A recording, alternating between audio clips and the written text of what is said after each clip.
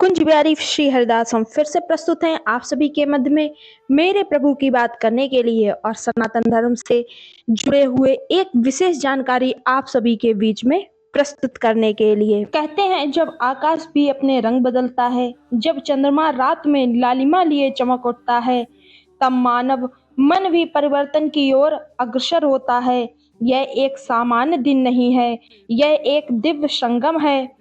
आज हम बात करेंगे उस समय की जब होली अपने रंगों के साथ और चंद्र ग्रहण अपने रहस्यों के साथ हमारे जीवन में आ रहा है।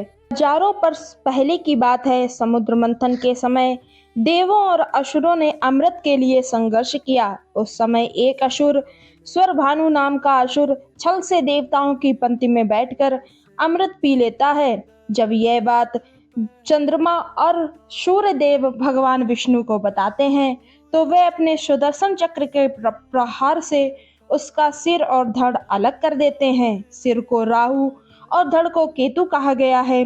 तभी से राहु समय समय पर सूर्य और चंद्र की सूरत को अपनी छाया में ढकने का प्रयास करता है। जब राहु सूर्य को निगलने का प्रयास करता है तब सूर्य ग्रहण, और जब चंद्रमा को निगलने का प्रयास करता है तब चंद्र ग्रहण होता है। यह केवल खगोलीय घटना नहीं है, यह एक देव दैत्यों के संघर्ष की एक आध्यात्मिक कहानी है। ज्ञान और भ्रम के खिलाफ ज्ञान और प्रकाश की विजय है।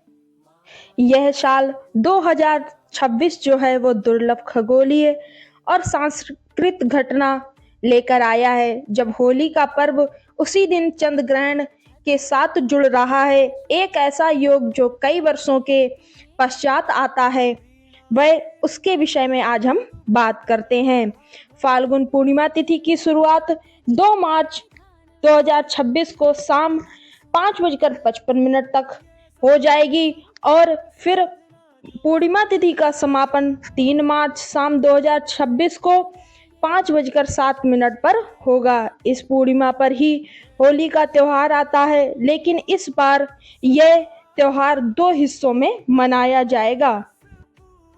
होलिका दहन उस रात होता है जब हम बुराइयों को और अपने अहंकार को आग में जलाते हैं, पर इस बार ग्रहण की वजह से समय थोड़ा जटिल है। भद्रा काल 2 मार्च को शाम 5:57 पर लग जाएगी और जो कि 3 मार्च सुबह 5:30 तक रहेगी।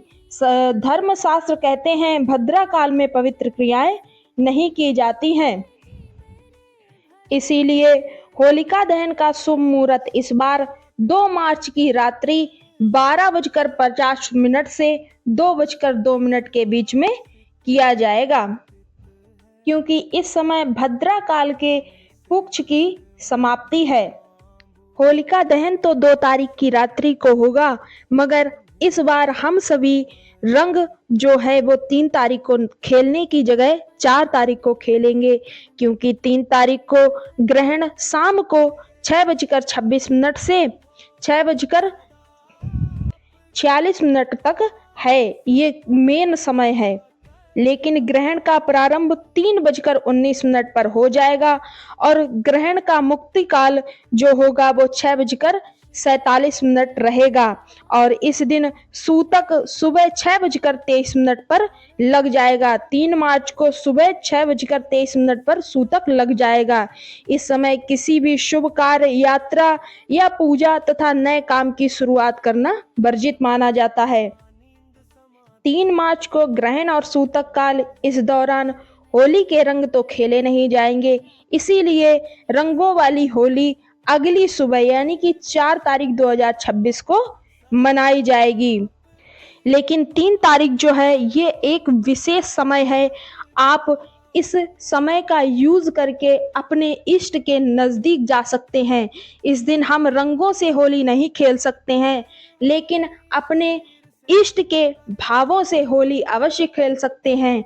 हम अपने इष्ट को या अपने गुरु द्वारा प्रदत्त नामों को, मंत्रों का जाप करके उन्हें सिद्ध कर सकते हैं। सूतक काल में आप सभी को हो सके तो इस समय आप पूजा ना करें, भोजन ना खाएं, ना पकाएं तथा किसी भी प्रकार का कोई शुभ कार्य ना करें। इस दिन केवल और केवल ध्यान और मंत्रों का जाप करें। यदि आप सूतक काल में ये सब नहीं कर सकते हैं तो ग्रहण का समय जो है 3 बजे से लेकर 7 बजे के बीच में आप सभी को ध्यान, मंत्रों का जाप और ज्यादा से ज्यादा हरिनाम संकीर्तन अवश्य करना चाहिए।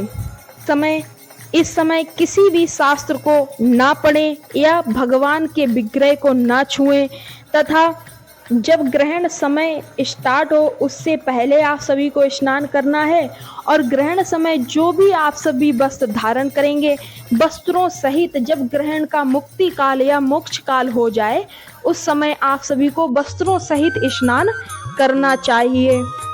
ग्रहण समाप्ति के बाद तर्पण, पितृकर्म या पूजा आरती की जाती है। यह एक धार्मिक परंपरा है, इसको आप सभी अवश्य निभाएं। और होलिका दहन में जब आप सभी जाएं तो जो नवग्रहों की लकड़ियां होती हैं उनको अपने साथ अवश्य लेकर जाएं और होलिका दहन के समय होलिका माता में उनको अवश्य डालें। इस क्रिया से नवग्रह के जो भी दुष्परिणाम या जो भी दुष्प्रभाव आपके जीवन, आपके परिवार पर हैं वो सभी मिट जाएंगे। रंगों से जीवन को भरना, बुराइयों का त्याग देना और प्रेम से सभी बंधनों को जोड़ना, ये हमारी संस्कृति यानी कि यदि आप सभी को ये जानकारी अच्छी लगे तो वीडियो को लाइक करें, शेयर करें और कमेंट में अपने विचार अवश्य प्रस्तुत करें। जो बोले सो निर्भय, सत्य सनातन धर्म की सदा ही जय।